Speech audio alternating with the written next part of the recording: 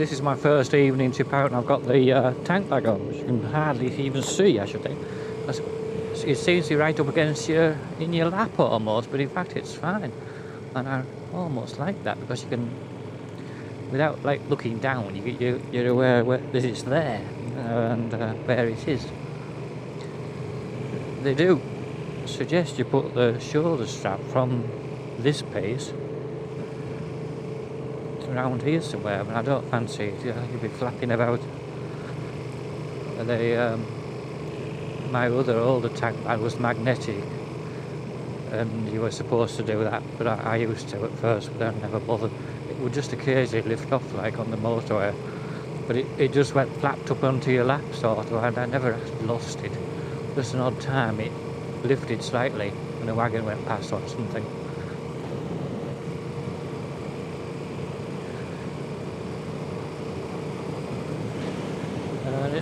Yes, again, it's the most fantastic day. We've had a superb run of sunny days through May. But it won't last, because tomorrow the sea fog is coming in off the North Sea, which you can actually see it now. If you look over there, you probably can't see it. There's a sort of a dark purplish layer still out off the coast.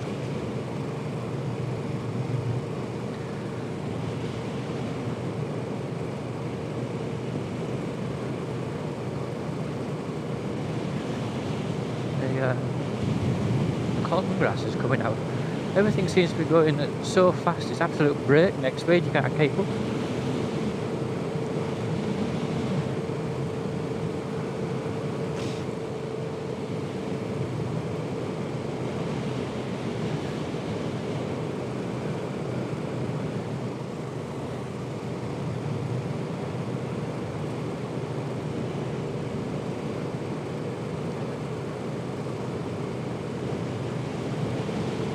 That little pond has dried up completely. I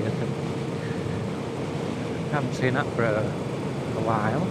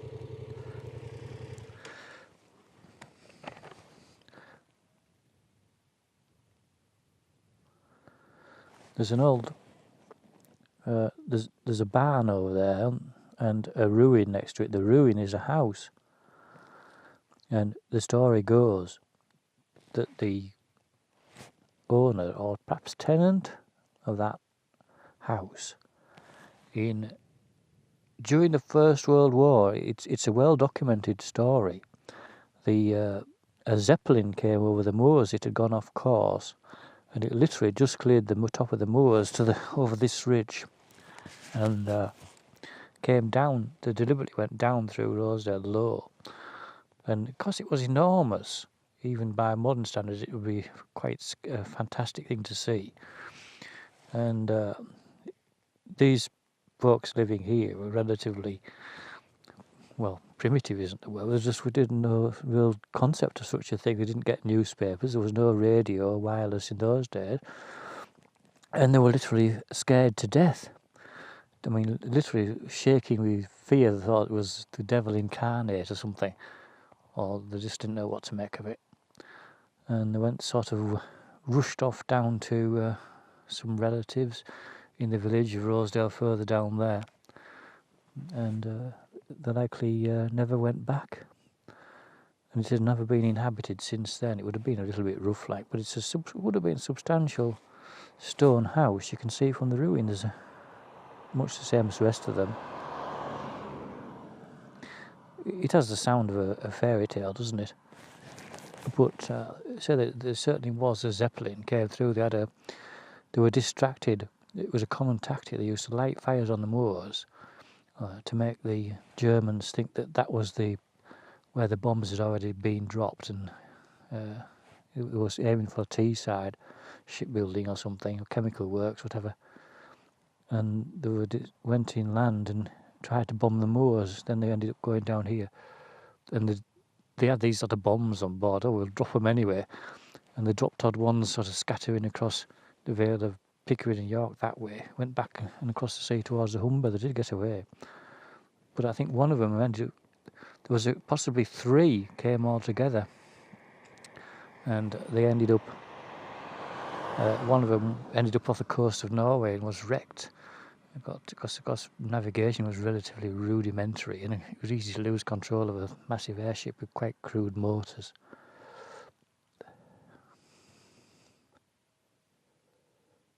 Well, having said there were sort of, I wouldn't say backward, but just naive folk living there.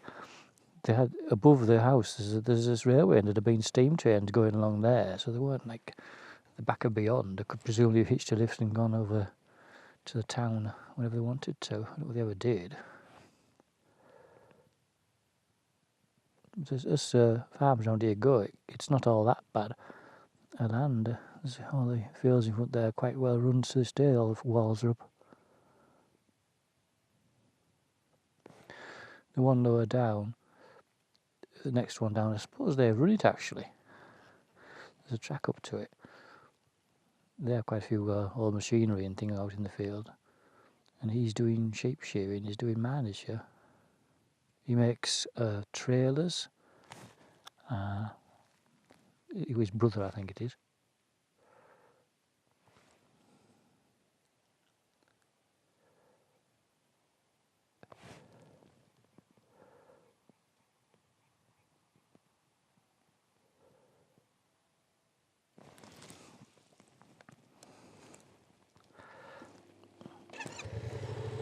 Not like them cyclists who are caught up. No. Can't see them. They may have gone down the other road.